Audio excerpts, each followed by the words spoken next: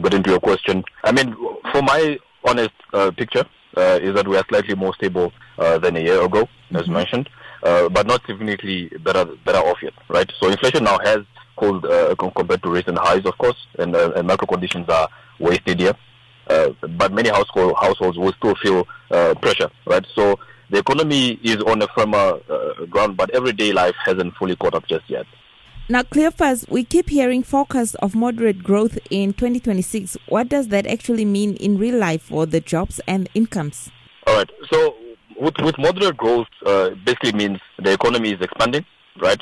But not fast enough, right, to dramatically change now employment or income, right? So it supports some job creation and business activity, but it won't necessarily or suddenly fix unemployment or raise wages across the board, right? So the growth is going to help, but it won't necessarily feel like it's a breakthrough year for the year 2026. Many households still with complaints are saying things are still too expensive. From what the data shows, will the prices start to ease this year?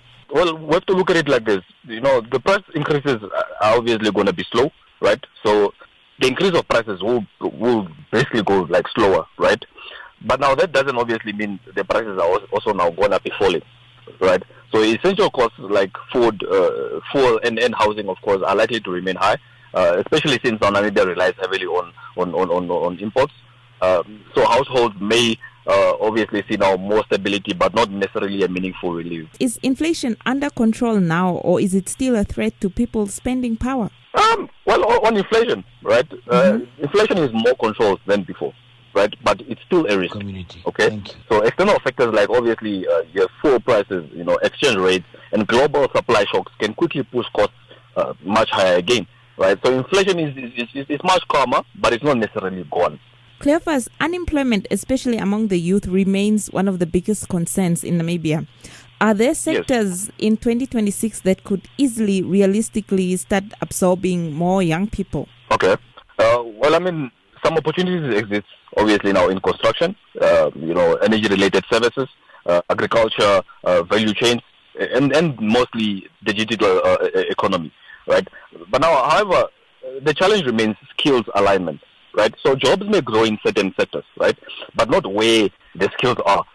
So you have now youth unemployment, which is of a skill issue, right?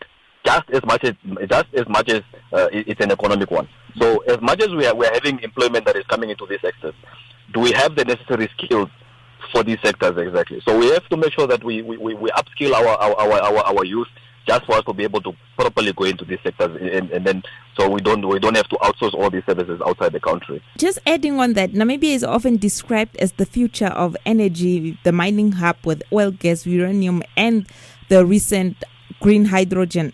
Will they be making a real economic difference this year? Speaking from the pride of us being seen as that, 2026 is more about preparation, right, then payoff.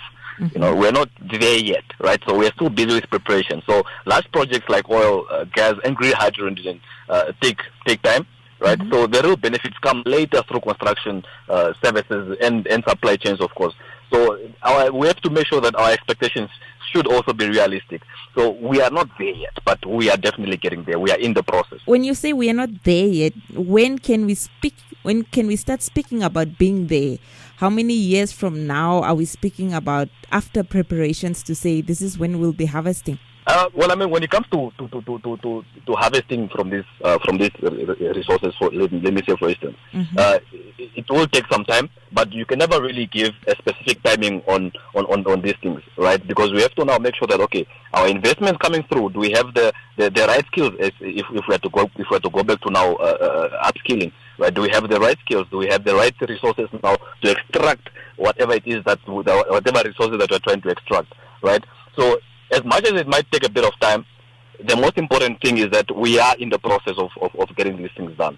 Instead of us still being in the planning areas of it, we are already doing the actual work on the ground. So that's what we should be looking at. Now, what should the Namibians be cautious about when it comes to resource-driven growth? The biggest risk here is over expectation, right?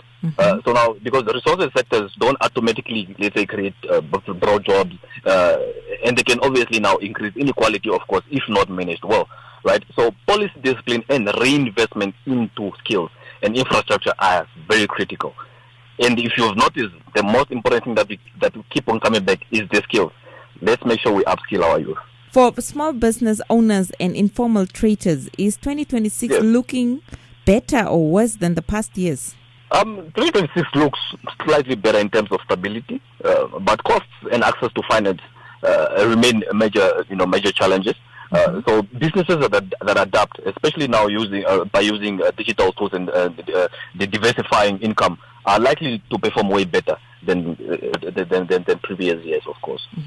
Now, we know government debt is still high, even though last year we paid off a huge part of that debt. How much does that limit what government can do for the economy this year? High debt limits how much government can spend freely, right? So now it means there's less room for stimulus and more pressure to prioritize efficiency and implementation rather than now the new promises, right? So the focus will mostly be on doing more with what's already available at the moment. Finally, if you had to analyze 2026 economically in simple terms to an ordinary Namibian, should they be hopeful, worried, or realistic? I think I'll have to combine those two. So I believe realistic optimism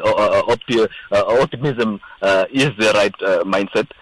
So because there are opportunities ahead, but progress will be gradual, right? So let's not get overexcited, right? 2026 is about consolidation and preparation, not a sudden transformation.